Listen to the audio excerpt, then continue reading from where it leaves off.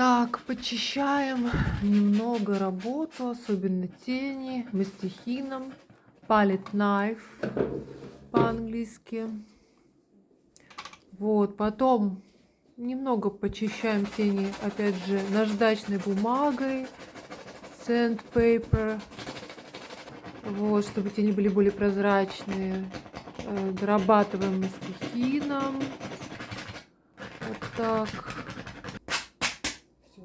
Так, потом, конечно же, холст промазываем льняным маслом, чтобы краска масляная лучше ложилась на холст. Создаем ей масляную среду холсту. И вот наша палитра. Умбара жженая, индийская красная, краплак, белила, неаполитанская телесная, сиена, английская красная, кадмий красный, убра натуральная, Ван Дейк, охра светлая, кобальт зеленый. Вот. Это наша палитра такая приближенная. Ну вот и сейчас начнем лессировку красным, английской красной, смешанной с кадмием шапочки. Тут можно как бы не заботиться о более точности, потому что все равно в процессе все будет искажаться. Нужно будет еще раз поправлять рисунок. Вот теперь фон. Выделяем как бы лицо выделяем более темным фоном. Вот Stand Oil. Это загущенное льняное масло. Это мы добавляем, чтобы для более густоты краски, для создания. Вот теперь мы тени прорабатываем тоже также краской фона. Это обязательно. Фоновые краски должны обязательно присутствовать на главном изображении, чтобы создавать воздушную среду. Вот, делаем фон. Так. Вот теперь более подкрашиваем шапку красным кадмием с оранжевым, таким смешанным белилами.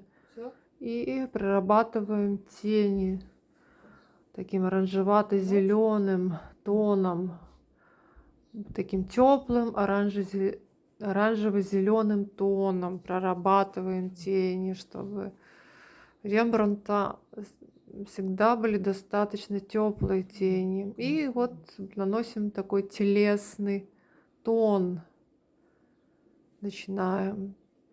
И ведем работу. Здесь, конечно же, может рисунок исказиться, что-то измениться, какие-то ошибки могут произойти, потому что масло достаточно подвижно, оно сбивает наше изображение, поэтому потом в процессе все придется нам подправлять еще в следующие этапы, подправлять черты лица, более как бы уточнять их.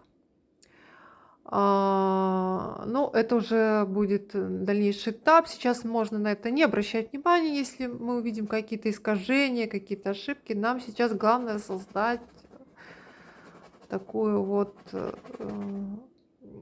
как бы цветовую похожесть, то есть создать такой вот эффект схожести именно в красочной гамме.